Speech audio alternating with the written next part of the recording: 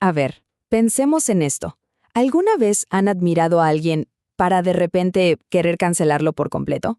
Bueno, en este análisis vamos a explorar justo eso, la idolatría del nombre.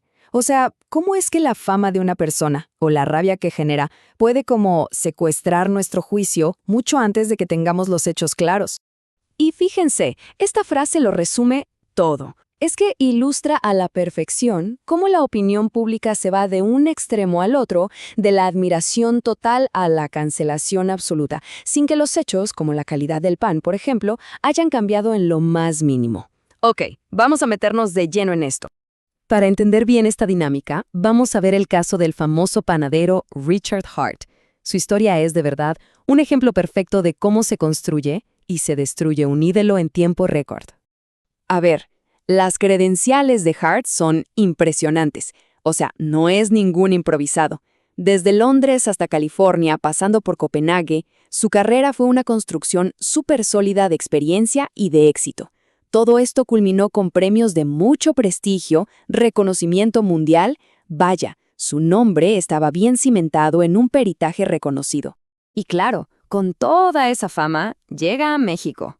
Y la reacción inicial a su panadería fue, pues, una ola de admiración casi ciega.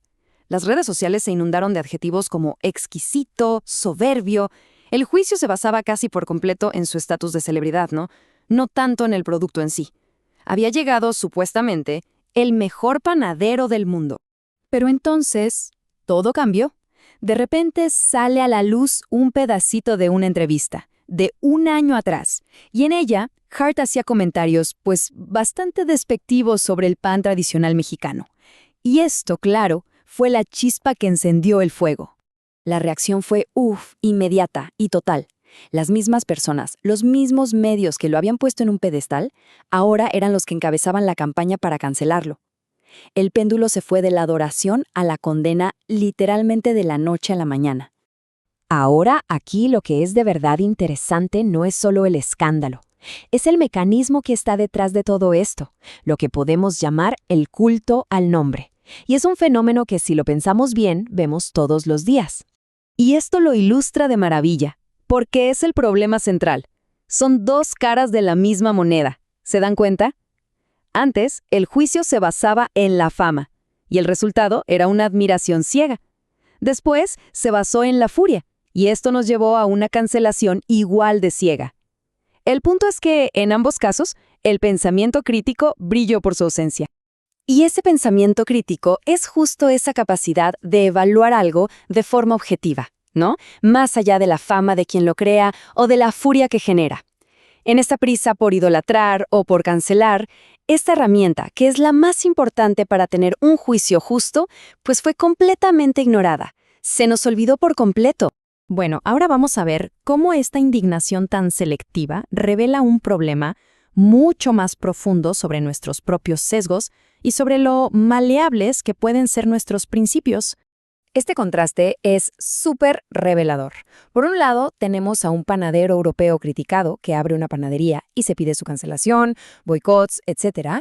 Y por otro, una celebridad internacional abre una taquería temporal y la reacción es de celebración, filas masivas. Esto lo que demuestra es que nuestro juicio muchas veces es súper inconsistente. Depende totalmente de qué tan bien o mal nos caiga la persona en cuestión. Y aquí viene la pregunta que de verdad tenemos que hacernos. ¿Por qué nuestros ideales como sociedad son siempre tan flexibles? ¿Por qué dependen de si alguien nos cae bien o mal? Esta pregunta nos obliga a pensar en cómo nuestros sentimientos y la dinámica del grupo pues moldean nuestro sentido colectivo de lo que es justo y lo que no. Entonces, la pregunta es, ¿cómo nos protegemos de esta manipulación? ¿Cómo mantenemos un juicio propio? Afortunadamente, el mundo de la resolución de conflictos nos ofrece unas herramientas mentales súper poderosas para lograrlo. Estos se conocen como mecanismos alternativos de solución de controversias, o MASC por sus siglas. Y ojo, sus principios no son solo para abogados o para disputas legales, ¿eh? Son estrategias que cualquiera de nosotros puede usar para pensar de forma más clara, más independiente.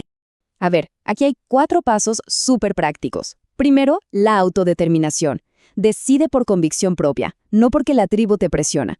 ¿Cuál es tu postura real? Segundo, la imparcialidad. Este es clave en este caso. Se trata de separar a la persona del producto. Evalúa el fondo, no el nombre. Tercero, la voluntariedad. O sea, elige activamente entender, no solo reaccionar por impulso. Y cuarto, la confidencialidad. Evita el juicio público inmediato. Date un espacio privado para pensar antes de salir a declarar algo. Entonces, al final del día, la herramienta más poderosa que tenemos es en realidad la más simple. No necesita un entrenamiento súper complejo, solo un pequeño acto de voluntad. Y bueno, es importante señalar que esta reflexión que estamos haciendo se basa en una serie de recursos que elaboró el doctor Rodolfo Víctor Jiménez Rodríguez, quien es un experto en negociación y mediación aquí en México, y se difunde justo con ese propósito, el de propiciar una reflexión más profunda. Ya para ir cerrando, imaginen este escenario. Un colega te acusa de robarle una idea, tus amigos en común le creen inmediatamente. Antes de reaccionar, de enojarte, de defenderte, ¿cuál es el primer hecho que necesitas verificar, más allá de cualquier opinión, de lo que diga la gente? La respuesta es esa, ¿no? Verificar los hechos. Y para eso se necesita tiempo. Por eso, el primer acto para tener un criterio propio es simplemente la pausa. Una pausa antes de juzgar. Una pausa antes de compartir. Y sobre todo, una pausa antes de condenar.